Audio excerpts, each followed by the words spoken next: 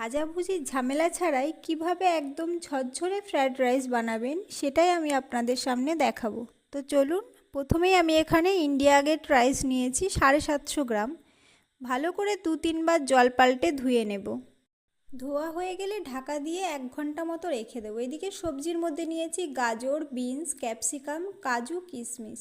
মশলার মধ্যে নিয়েছি তেজপাতা, গোটা গরম মশলা, ঘি, নুন আর চিনি। এখানে আপনারা সাদা তেলও ব্যবহার করতে পারেন। তো প্রথমে হাঁড়ি বসিয়ে তাতে গরম মশলা আর তেজপাতা আমি দিয়ে দিলাম। আর এখানে জলের পরিমাপটা একটু বেশি দিতে হবে সাধারণ ভাতের তুলনায়, তাহলে ভাতটা একটু ঝরঝরে হবে। তো তারপর আমি এর মধ্যে ঘি, নুন, চিনি একে একে সব দিয়ে দেবো। এখানে চাইলে আপনারা সাদা তেল ব্যবহার করতে পারেন, কিন্তু আমি যেহেতু রান্নাটা সম্পূর্ণ ঘিয়ে করব, তাই আমি এখানে সাদা তেল না দিয়ে একটু ঘি দিয়ে দিলাম। ঘি বা সাদা তেল দুটো দিলে ভাতটা কিন্তু বেশ ঝরঝরে হয়, আর চিনি দিয়ে দিলে ভাতটা গলে না। তো তারপর এবার আমি সমস্ত সবজিগুলো এর মধ্যে দিয়ে দেব। কাজু, কিশমিশ, গাজর, বিনস, ক্যাপসিকাম যা আমি কেটে রেখেছিলাম সব সবজিগুলো আমি একে একে এই ফুটন্ত জলে দিয়ে দেব। এরপর 2 মিনিট ঢাকা দিয়ে রেখে চালটা আমি দিয়ে দেব।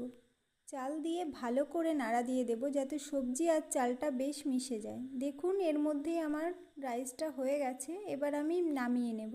নামিয়ে ভাতের মাড়টা ঝরিয়ে নেব। তো হয়ে গেছে, এবার আমি সমস্ত কিছু দিয়ে মেশাবো। এখানে বলেছিলাম আমি কোনো রকম ভাজাভুজি ছাড়াই, তো আমি কোনো রকম কিন্তু কিছু ভাজিনি, সম্পূর্ণ নামিয়ে নিয়ে এবার আমি ঘি আর চিনিটা বেশ ভালো করে মিশিয়ে নেব। এদিক ওদিক উল্টে পাল্টে মেশাবো যাতে চিনি আর ঘিটা সব ভাতটাতে ঠিকঠাক মতো লাগে।